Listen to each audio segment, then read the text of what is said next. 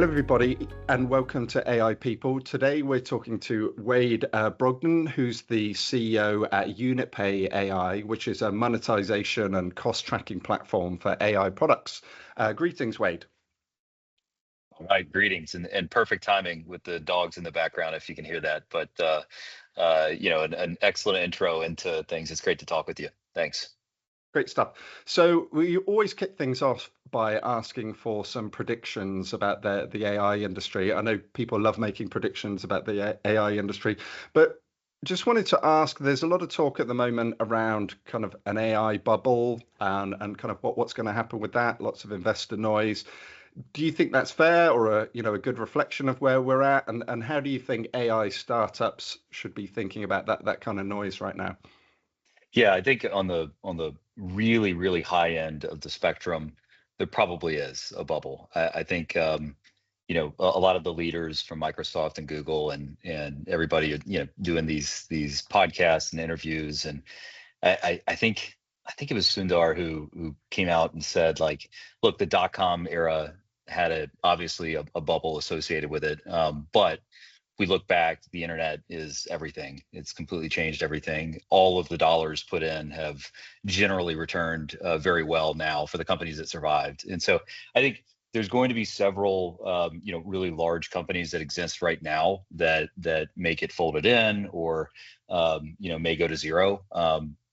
But the overall AI economy, which is where we focus and kind of where we're attacking, and again, we're really early, right? We're a seed company, just getting started.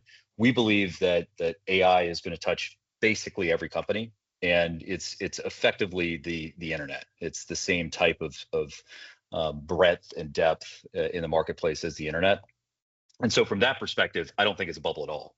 I think the market size is going to be exponential over time. And so where I'm trying to focus our team's time and energy is trying to think forward on what problems are going to exist that previously didn't for really any company, but especially these in the agentic AI space, right? And so a lot of these tools and a lot of the platforms that have been commonplace were built for the older era, right? Where things were simpler, maybe inputs were not as convoluted and maybe more consistent.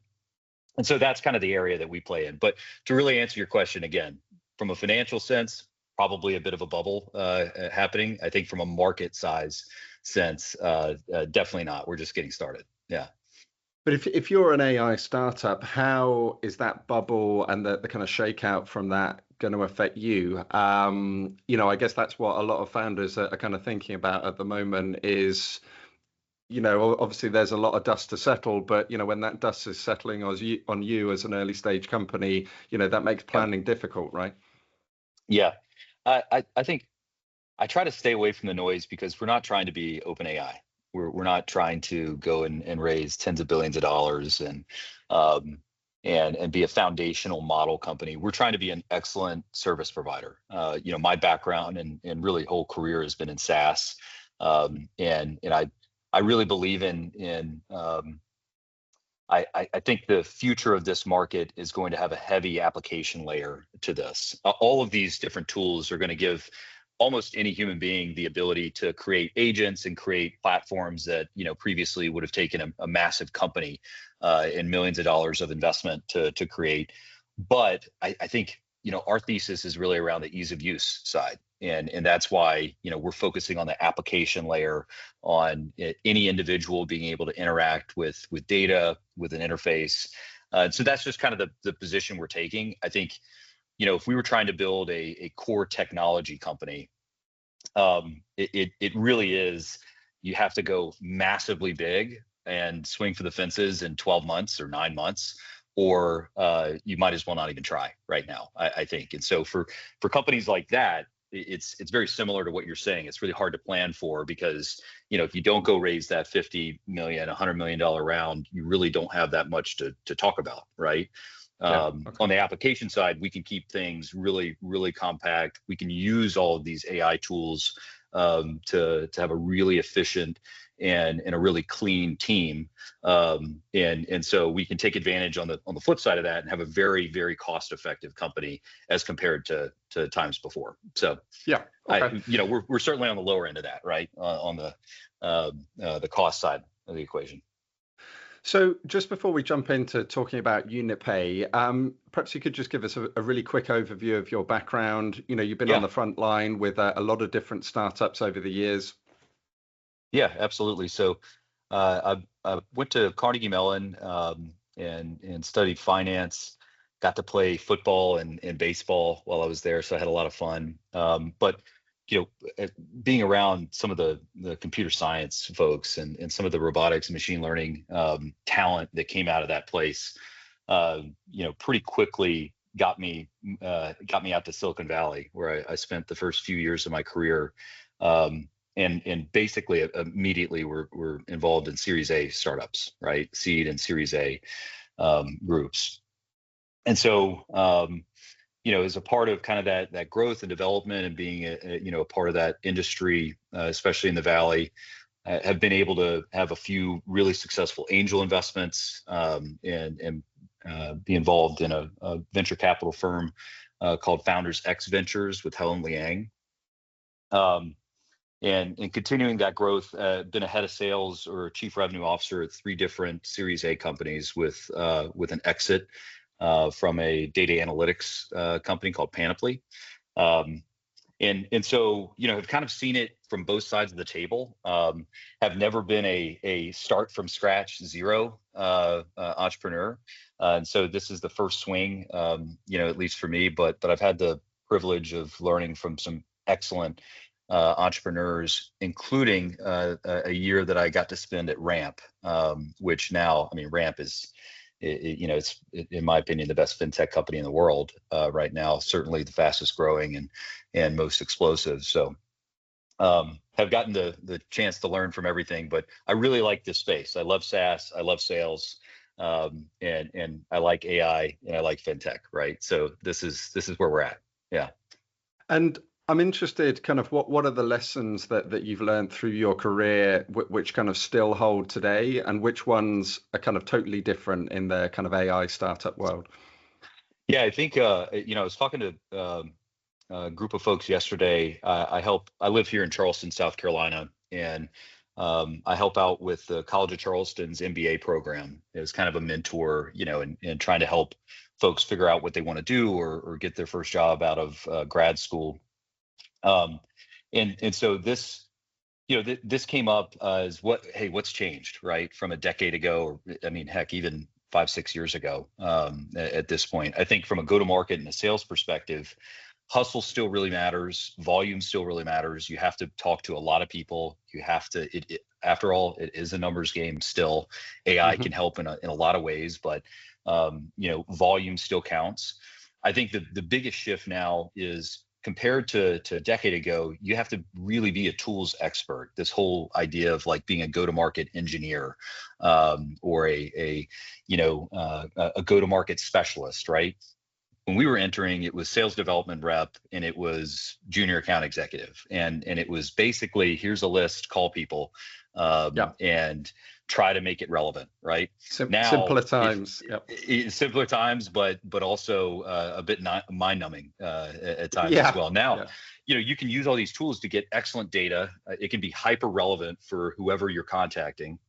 And so I think, in my opinion, it's more fun now that you can actually have relevant things to talk about, and you're not just, a cold call should never be completely cold now. You can have a lot of really rich information on both sides too when you're reaching out to people. So I think that's a big piece of how it's changed now. That's also led to a ton more noise because you can have a team of similar to us, right, where we only have a few people, but we can have a massive amount of activity and traction, and so you multiply that across the market, and it truly is crazy sometimes how much there is going on. But yeah, that's something that I've noticed has been a big shift, right?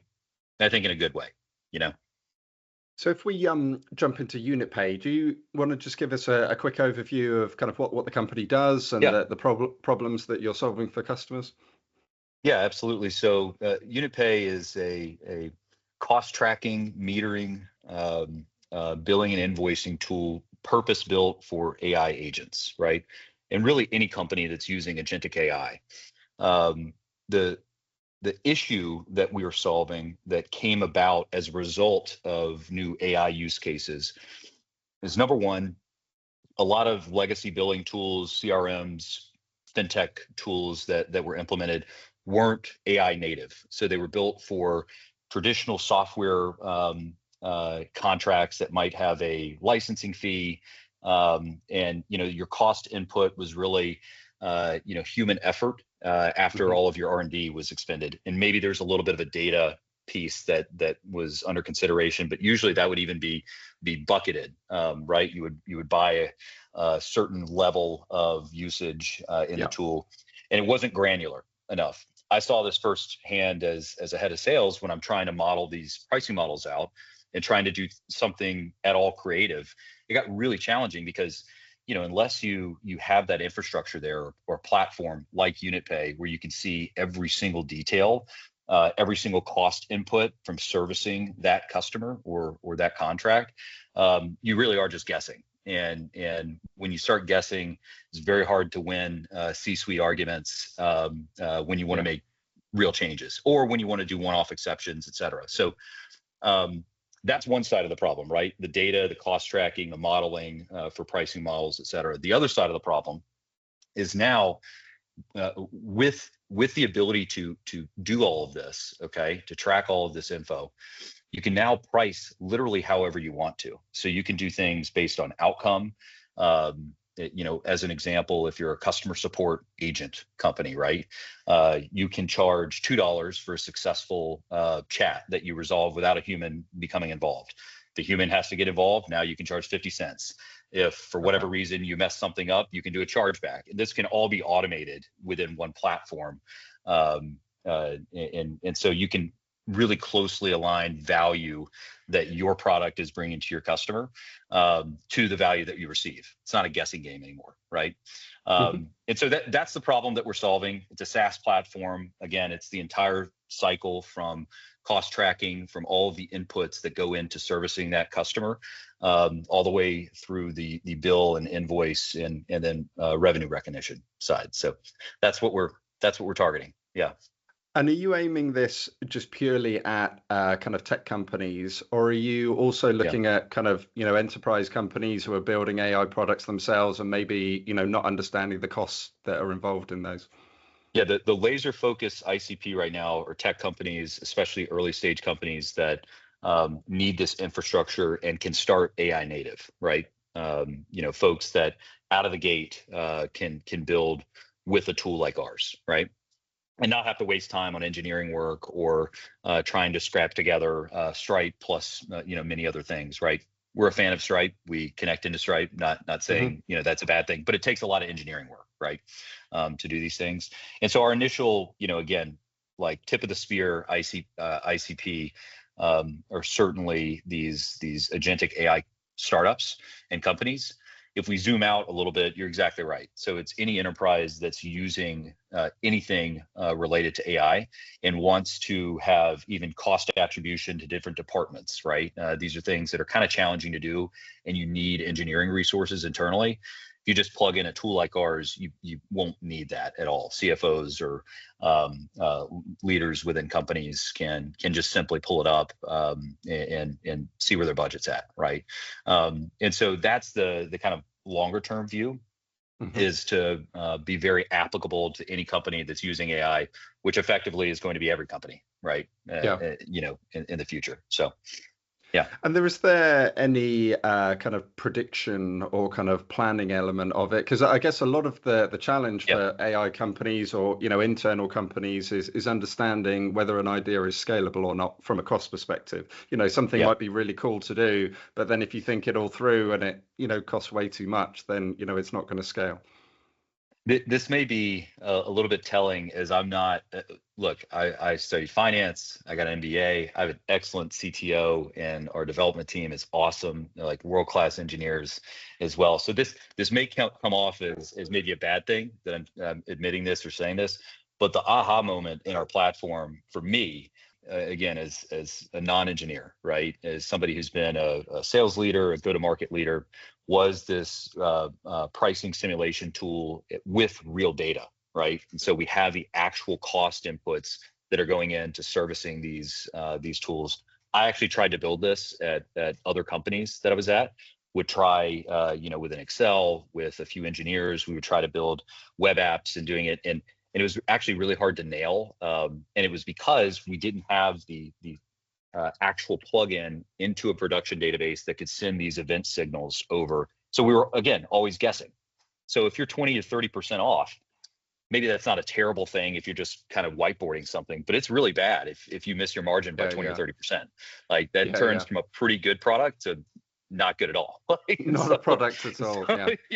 Yeah. So, and certainly if you go upside down and now you're paying a customer to use your tool on a net basis, that's the worst case scenario, right? And so that was something that from the jump I wanted to include, because the vision is for anybody that is in a decision-making capacity at an AI company should need to use and be able to use our tool. So not just engineers, not just folks that are trying to close the books on the finance side, it's go-to-market folks as well, right?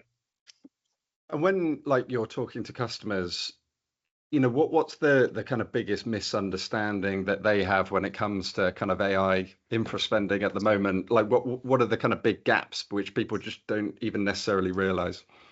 I think so in this space, and it's a lot of spaces as well, right? Problems don't exist until something really breaks or something really catastrophic happens, right? And so, in our space, there's a lot of companies that don't really concern themselves with tracking cost until, hey, it's really a big deal to service their first big customer, and now they're trying to model it out. They're trying to see if when they're kind of redlining or going back and forth with a customer to see if this is actually going to work or not. This is where they start trying to pull data from their back end. They start trying to model it out themselves, and they run into this issue of, okay, we need a system for something like this. And so I think part of the market education, and there's several other companies, tangential to us or in a similar space that are trying to say, guys, if you get in front of this, or if you input this at the jump, you never have to worry about scrambling at the last minute to put something in place. And so I think that's part of it. The other side that I'll see frequently with prospects or customers is right now their AI usage or their pricing model is really simple, right? And so they may have one model that they're using or one API that they're using. And so it's really simple to track that because you can just, have it send a Slack notice or something, right? It's not the end of the world to figure that out. And then their pricing model might be just a platform fee or a license fee, right? In these cases, great. You can basically use any tool to do those things or do it yourself. The millisecond you input any type of complexity into that, or you want to get creative with a customer, or there's this brand new company with this new feature that's going to make your product just perfect. Now all of a sudden, in order to track all these things, it takes a lot of effort. Or the worst case is you say, no, we're not going to do it. And because you don't have the right tooling, you make bad decisions for your company, right? And so those are the couple things that we see for customers.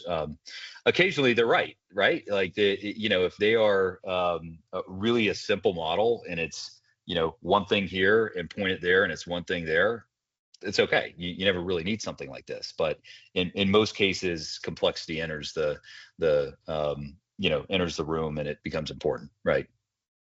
And you're not in one of the kind of VC hyped kind of area categories like RAG development or like agent automation platforms. Have you found that to have been a challenge commercially or like a benefit that you can kind of go under the radar a bit? I mean, certainly it's anything can be a challenge or it can be like a big opportunity. I think, would it be amazing if it was a VC hyped space? Possibly. I think the benefit is, only the companies and the entrepreneurs that really have a vision and a desire to be doing this and solving this problem are tackling it right now. And so I think, from that perspective, I see it as opportunity. I also just personally, want to run a really lean company, and so not to say I wouldn't love to have a massive fundraising round. We are raising right now as well, but keeping things tight, keeping things lean, I think it's a smart play and a good play for this industry, and this side of it at least. So yeah, I see it overall as probably an opportunity. I think when you really think about it. Yeah. And how do you see the kind of category evolving? I guess, I'm not sure if you have a name for it. Is it kind of AI FinOps, or like what do you call it? Yeah, kind of like a revenue operating system, so to speak, right? Or an AI revenue operating system. I think where this thing evolves, there will be massive enterprise players that will be the Salesforces of the world in this space, right? And they'll have a zone just like Salesforce does in the CRM space, right? They'll own a big portion of it, and then there will be several niche players that are tackling one part of the industry and just doing the nuts and bolts of that. And then where the third area, and it's an area where I would love for our company to arrive, is going to be this easy as possible platform that can do everything with consultants and agents layered in, right? And so almost a agentic RevOps and FinOps team that's working for you at all times, right? I think there's going to be several players, including us, that will try to solve that problem and bring it all together. And so the future ideally is you set this up and it acts as your your FinOps team effectively, and then your financial operations group can monitor, and whenever it escalates, just like a junior person would escalate something, they take action. But other than that, we do everything, right? That's where I see it kind of going. I think eventually all of these companies, we're not touching payments, just to be ultra clear right now. We're not a payments company, but it's a really natural and smart progression for almost any company in the space to arrive there, because there is money to be made. There's a really excellent service to be provided too, if you can figure out the easy way to do it. And so yeah, I think that's another area that folks will dive into it. Yeah.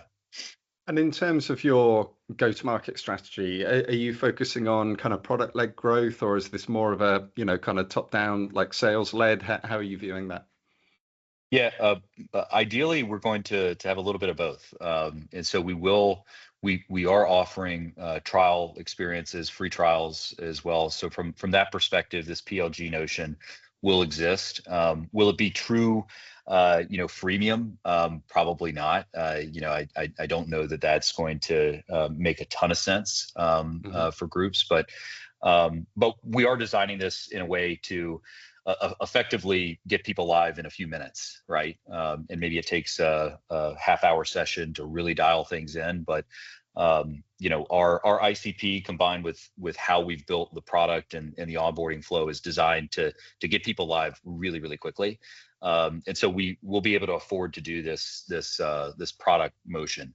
It's still going to be sales heavy because people, I think this problem needs to be explained and called out a little bit as well. Piece, yeah. Yeah. But yeah, I love selling products in that way, right? Where you get interest and you show exactly how it can perform. With a margin. It's never perfect in a trial, right? You need to take a little bit of time, but that's my favorite way to go about things. So that's what we're going to try. Yeah. And as you're kind of building a startup, like how do you balance that need for trying to show customers like a polished product, but also being agile to different customer needs and requirements? Like how are you balancing those two things? That's always the push-pull, I think, at any company. To be honest, if it makes sense, we're going to do it and at least try. If it's a feature bolt-on or if it's an integration, especially if it will apply to any other customer in our future or in the past, our attitude is to, obviously right-size the effort that it would take, but generally speaking, let's try to do it if it makes sense, right? So if it's a feature that can be used by anybody else, or if it's a integration, answer is generally yes. If it's a little bit over the top customization that only applies to this specific company under these specific circumstances, I think we go about the traditional approach, which would be some level of professional services or just an agreement that, hey, we can get to here and we'll try to help you layer in something else to get you there, right? That's kind of our approach to it. Yeah. And in terms of building a company, you've been involved with several other startups before. I don't know, are there kind of one or two, massive mistakes that you've seen happen previously, which you want to try and avoid this time? Yeah, I this was my own mistake too, and just calling myself out completely. A company that I was leading sales in, we had an excellent inbound strategy, and then we had a paid, basically a lead buying platform as well.